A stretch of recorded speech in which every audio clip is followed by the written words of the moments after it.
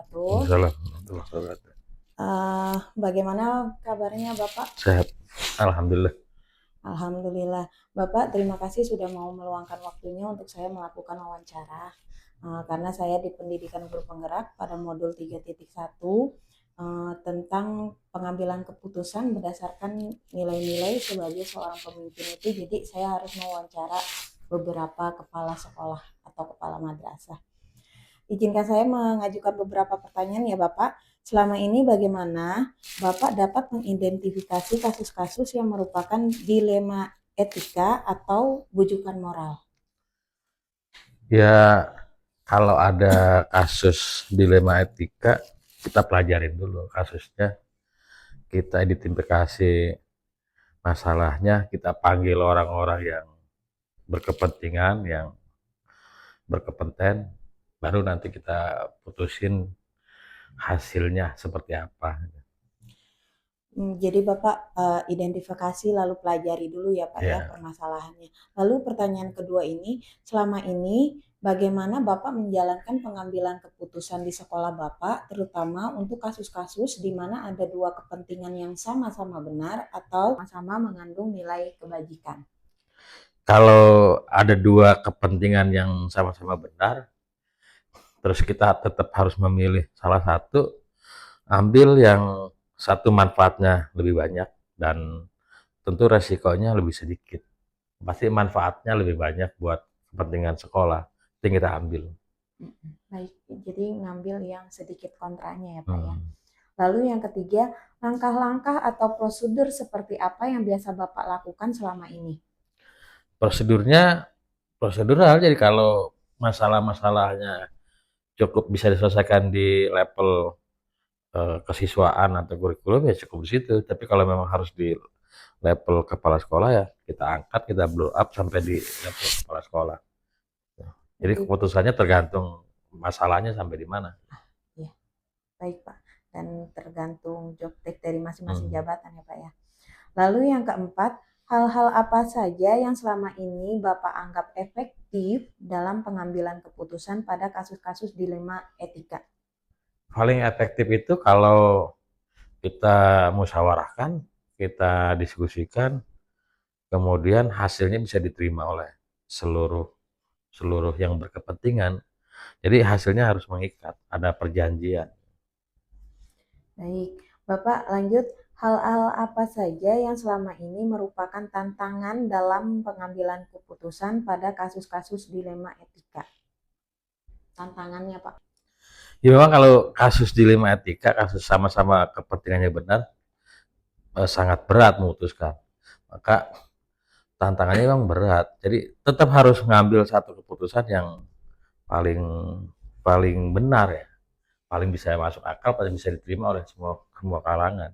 Ini tantangannya bagaimana bisa meyakinkan orang yang berkepentingan supaya bisa menerima hasil keputusan sama-sama, Biar adil ya Pak ya, biar adil. bijaksana.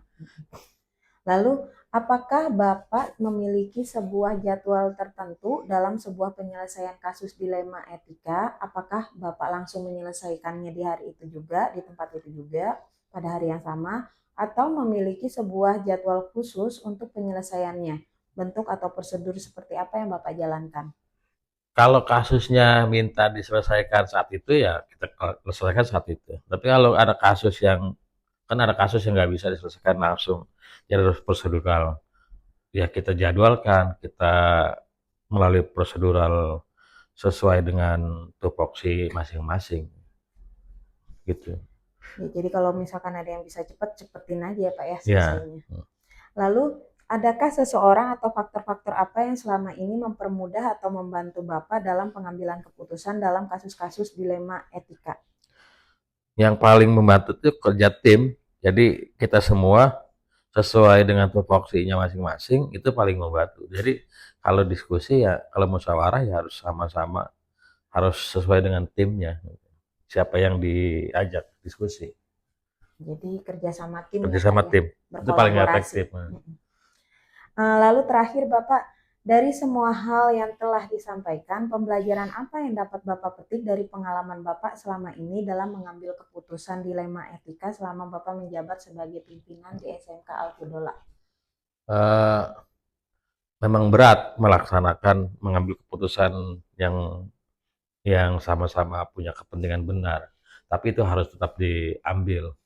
Ya, apa namanya, yang paling berharga ya ketika itu sudah kita putuskan dan semuanya bisa menerima dengan legowo, itu paling berharga buat kita. Baik. Bapak terima kasih atas waktunya sudah Ya, menyempatkan sama. untuk saya wawancara dan terima kasih untuk pengalaman buat saya juga, Pak. Ya, Terima kasih. Semoga Bapak selalu sehat, amin, bisa amin. memimpin SMK Al-Fudullah lebih baik lagi Amin, ke amin. depannya. Terima kasih, terima kasih. Wassalamualaikum warahmatullahi Waalaikumsalam wabarakatuh. warahmatullahi. Bismillahirrahmanirrahim. Assalamualaikum warahmatullahi wabarakatuh. Waalaikumsalam warahmatullahi wabarakatuh. Bagaimana Bapak kabarnya hari ini? Alhamdulillah baik Ibu. Terima kasih Bapak sudah meluangkan waktunya untuk saya melakukan wawancara. Karena saya mendapatkan tugas di modul 3.1 itu tentang pengambilan keputusan berdasarkan nilai-nilai kebajikan berdasarkan seorang pemimpin gitu. Jadi Oke, saya minta waktunya sebentar untuk melakukan beberapa boleh, boleh. pertanyaan. Pertanyaan yang pertama ya Bapak, selama ini bagaimana Bapak dapat mengidentifikasi kasus-kasus yang merupakan dilema etika atau bujukan moral? Baik, eh, yang kami lakukan adalah kami mempelajari, dianalisis dulu kasusnya, kemudian eh, kami jadikan bahan untuk kesimpulan. Nah, setelah dari kesimpulan itu bahwa ada hasil yang bisa kami berikan atau keputusan yang akan kami berikan kepada yang bersangkutan. Itu seperti itu. Iya, jadi diidentifikasi masalahnya, dipelajarin Betul. kasusnya dulu ya Oke. Pak ya. Lalu pertanyaan kedua, Bapak selama ini bagaimana Bapak menjalankan pengambilan keputusan di sekolah Bapak, terutama untuk kasus-kasus di mana ada dua kepentingan yang sama-sama benar atau sama-sama mengandung nilai kebajikan? Ya, tentunya juga kami harus bicara dengan stakeholder yang ada atau pada struktural yang ada dan pihak yayasan karena kami berada di bawah yayasan. Kami bicara dengan mereka tentang kasus yang terjadi atau masalah yang ada. Dari situ nanti bisa kita jadikan bahan pengambilan keputusan yang kalau terjadi memang di sekolah itu tanggung jawab kami maka kami berikan. Tapi juga berdasarkan masukan dari stakeholder yang ada atau yang berkaitan dengan permasalahan siswa. Jadi Bapak berkolaborasi jatuhnya ya Pak ya, Betul, meminta kolaborasi. bantuan dengan yang berkepentingan yang bisa membantu di kasus tersebut. Lalu pertanyaan selanjutnya, langkah-langkah atau prosedur seperti apa yang biasa Bapak lakukan selama ini? Baik, eh, yang pertama adalah kami bicara langsung dengan yang bersangkutan, contoh dalam hal ini siswa atau anak. Kemudian kami berbicara dengan pihak wali kelas, kemudian juga bimbingan konseling, beserta saya sebagai kepala madrasah. Kemudian kita olah bersama.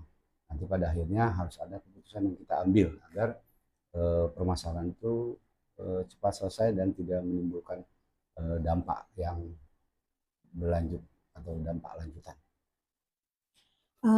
Lalu Bapak, hal-hal apa saja yang selama ini Bapak anggap efektif dalam pengambilan keputusan pada kasus-kasus dilema ITK?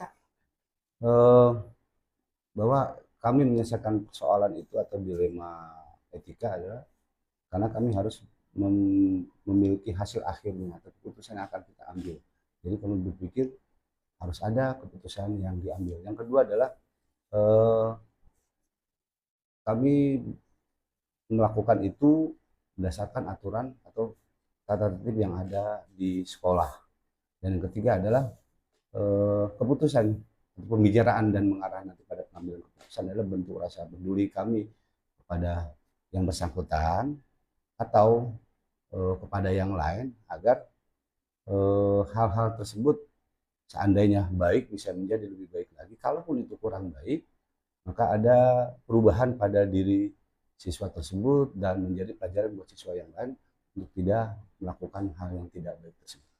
Jadi benar-benar dipikirkan secara matang ya Dipikirkan, Pak ya dalam betul, mengambilkan suatu betul. keputusan. Lalu hal-hal apa saja yang selama ini merupakan tantangan dalam pengambilan keputusan pada kasus-kasus dilema etika? Baik, keadilan harus ditegakkan, tetapi ada rasa kasihan juga. Itu dilemanya itu seperti itu. Yang kedua adalah eh, aturan sekolah harus kami tegakkan dan memang kami tidak bisa melawan aturan yang sudah ditetapkan oleh pihak sekolah atau pihak yayasan. Dan yang ketiga adalah eh, kami berpikir apakah keputusan yang kami ambil ini bisa diterima rasional atau diterima oleh semua pihak yang terkait. Itu jadi itu yang tantangan yang cukup berat bagi kami. Tapi pada intinya kami berusaha untuk menimbulkan rasa keadilan dan kebaikan buat semuanya agar tidak ada image negatif terhadap lembaga khususnya.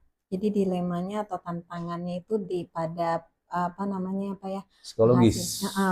jadi biar sama-sama adil tapi harus begini gitu ya Pak. Aturan tetap ditegakkan. Iya. Lalu lanjut ya Bapak, apakah Bapak memiliki sebuah jadwal tertentu dalam penyelesaian kasus dilema etika? Apakah Bapak langsung menyelesaikannya di tempat atau memiliki sebuah jadwal yang khusus untuk menyelesaikan suatu masalah tersebut? Bentuk atau prosedur seperti apa yang Bapak jalankan? Yang pertama kami ingatkan juga kepada seluruh dewan guru atau para struktural lainnya pengamatan pengamatan terhadap siswa, informasi, ada tidaknya masalah. Kalau ada masalah, langsung kita bicarakan secepatnya agar tidak berlarut-larut. Karena kalau berlarut akan menimbulkan image negatif juga terhadap lembaga atau sekolah yang ada, atau madrasah yang kami pimpin. Nah, bila hal itu membutuhkan waktu sesegera mungkin, maka harus kita alokasikan waktu segera mungkin juga.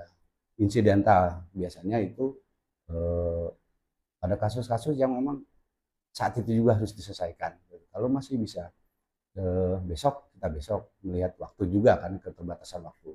Jadi ada yang kami alokasikan, yaitu adalah pengamatan, pencegahan jangan sampai permasalahan atau dilema etika itu terjadi. Kalaupun ada kasus, maka harus kita selesaikan lanjut. Untuk prosedur ya,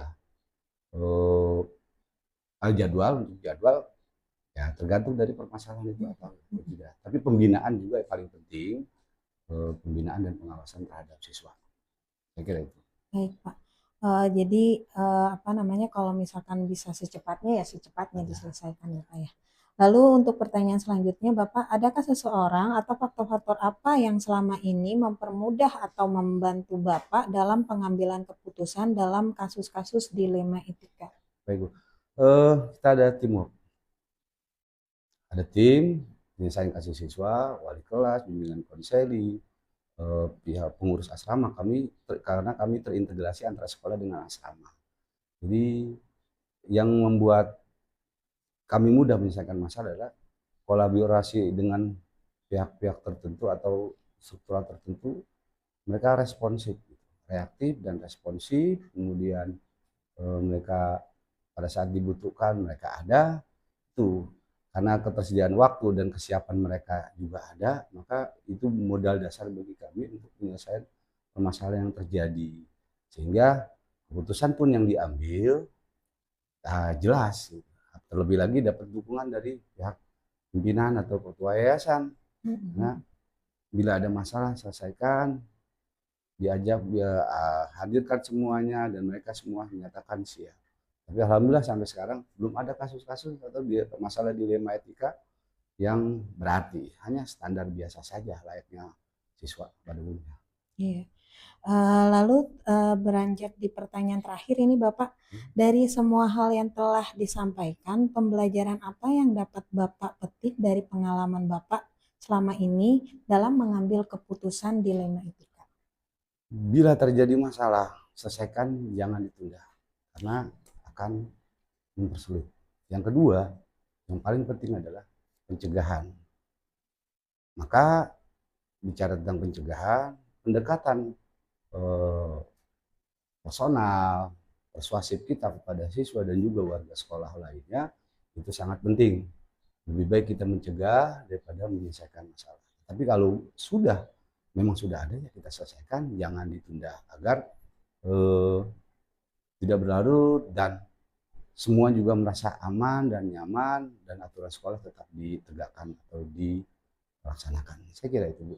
Iya, Bapak terima kasih banyak sudah meluangkan Sama-sama, waktunya Ibu. dan saya bisa dapat pembelajaran dari pengalaman Bapak yang tadi Bapak ceritakan, karena Bapak kan sudah lumayan lama menjabat menjadi kepala di yayasan, khususnya Yayasan Pesantren Manbaul Quran ya Pak ya. Sukses terus buat Ibu. Terima kasih juga Bapak, mohon maaf sudah mengganggu Sama-sama. waktunya. Terima Sama-sama. kasih. Assalamualaikum warahmatullahi wabarakatuh. Waalaikumsalam. Assalamualaikum warahmatullahi wabarakatuh. Waalaikumsalam warahmatullahi wabarakatuh. Apa kabar Bu hari ini? Alhamdulillah sehat. Alhamdulillah. Ibu terima kasih sudah meluangkan waktunya untuk saya melakukan wawancara ya Bu. Baik Ibu. Jadi saya mendapatkan tugas di modul 3.1 ini ya Bu ya, di program guru penggerak tentang nilai-nilai dalam pengambilan keputusan sebagai seorang pemimpin. Jadi saya akan mewawancarai kepala sekolah yang ada di sekolah.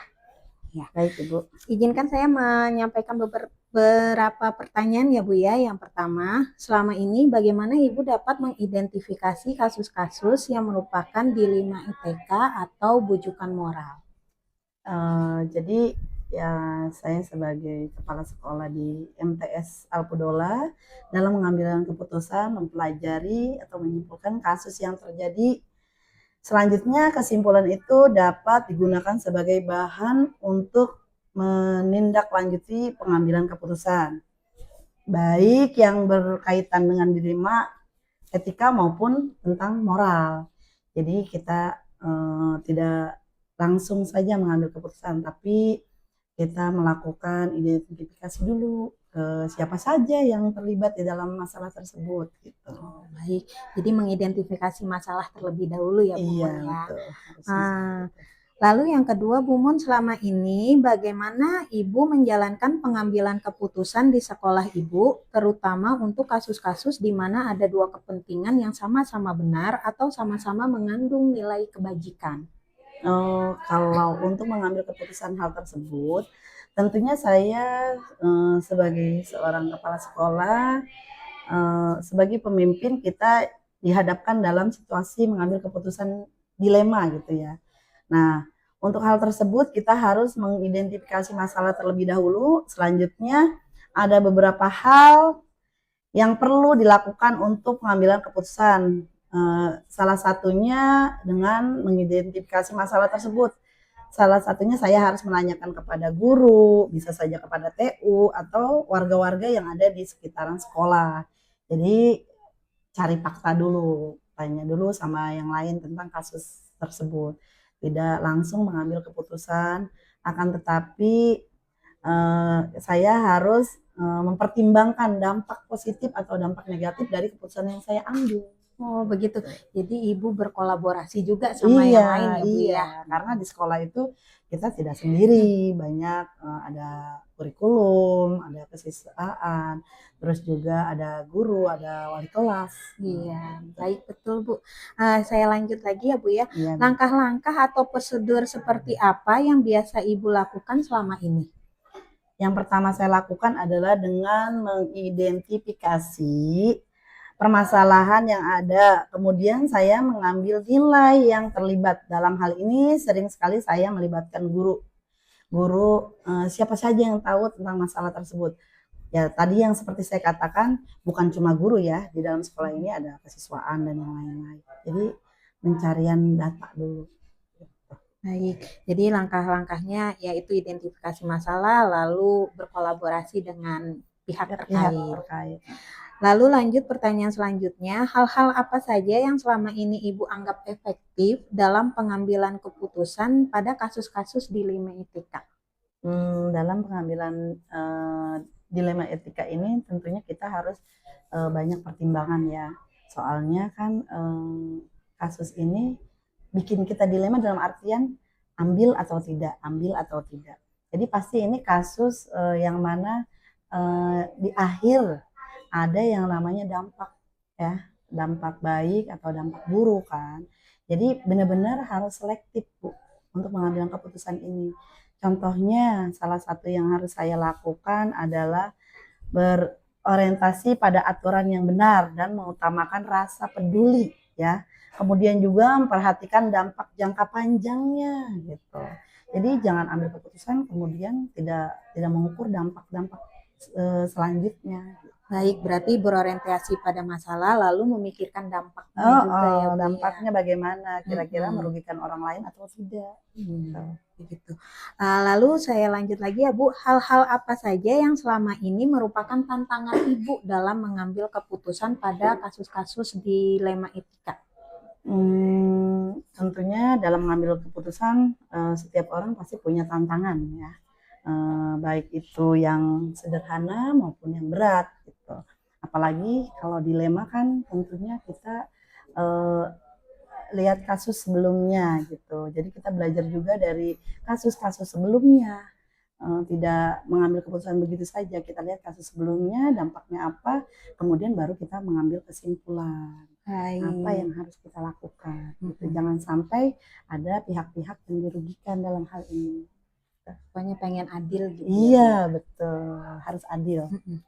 Lalu pertanyaan selanjutnya Ibu, apakah Ibu memiliki sebuah jadwal tertentu dalam penyelesaian sebuah kasus dilema etika atau apakah Ibu langsung menyelesaikan masalah itu langsung di tempat di hari itu juga atau memiliki sebuah jadwal khusus untuk menyelesaikannya, bentuk atau prosedur seperti apa yang Ibu jalankan? Jadi untuk pengambilan keputusan tentunya kan ada langkah-langkahnya ya. Tidak langsung ada masalah langsung kita selesaikan. Jadi banyak pihak juga yang kita libatkan. Jadi ada penjadwalan. Misalnya hari ini seperti tadi yang udah saya sebutkan, identifikasi dulu, terus berkelanjutan gitu. Tidak langsung diputuskan hari itu juga agar pengambilan keputusannya tidak tergesa-gesa dan itu tidak merugikan orang lain. Justru harus banyak orang yang terlibat gitu loh, biar jangan sampai salah mengambil keputusan. Baik, berarti Bu Mumun ini sebagai pemimpin yang benar-benar selalu bijaksana, memikirkan dulu matang-matang keputusannya. Harus Ibu. Iya. Lalu adakah seseorang atau faktor-faktor apa yang selama ini mempermudah Ibu dalam pengambilan keputusan dalam kasus-kasus dilema etika yang pernah Ibu alami? Jadi tentunya banyak faktor ya atau teman yang saya tanyakan selain juga saya baca-baca atau saya juga tanya ke pihak-pihak lain kayak misalnya tadi yang saya sebutkan saya meeting dulu dengan bawahan saya misalnya sama kurikulum sama kesiswaan terus juga tanyakan dengan yang lain pihak-pihak yang terkait sama permasalahan tersebut gitu. Jadi Ibu selalu bekerja sama ya Bu ya sama semua yang ada di lingkungan sekolah. Iya. Pertanyaan terakhir Ibu Mumun, dari semua hal yang telah disampaikan, pembelajaran apa yang dapat Ibu petik dari pengalaman Ibu selama ini mengambil keputusan di penanganan kasus dilema etika? Nah, dalam kasus dilema etika tentunya banyak ya pelajaran yang kita ambil. Salah satunya jadi manusia itu jangan maunya menang sendiri, harus adil juga, harus selektif juga, harus lebih hati-hati, harus banyak hal yang saya ambil pelajaran dari kasus-kasus dilema. Karena dilema ini tentunya bisa berpengaruh sama orang yang kita akan selesaikan masalah tersebut. Misalnya kita mau merekrut seseorang untuk bekerja di sini, sedangkan misalnya dia dibawa sama orang lain, sama guru gitu. Sedangkan kita sendiri belum tahu nih anak ini bagaimana bagus atau tidak, itu kan dilema. Jangan sampai merugikan orangnya baik tapi kita nggak terima, tapi dari pihak lain juga ada kabar yang tidak sesuai gitu. Jadi benar-benar ngambil keputusannya mungkin perlu waktu gitu Bu. Jadi kita itu yang dibilang kita nggak boleh tergesa-gesa dalam mengambil sebuah keputusan. Gitu, Bu. Baik, Ibu Mumun, terima kasih Iya. atas berbagi pengalamannya selama Baik, Bu Ibu Reni. menjabat sebagai kepala sekolah di MTS Al-Fudola ya Bu Iya. ya. Dan terima kasih juga sudah mau saya repotkan. Sama-sama Ibu. Iya, terima kasih Bu Mumun. Iya, Assalamualaikum. Waalaikumsalam warahmatullahi wabarakatuh.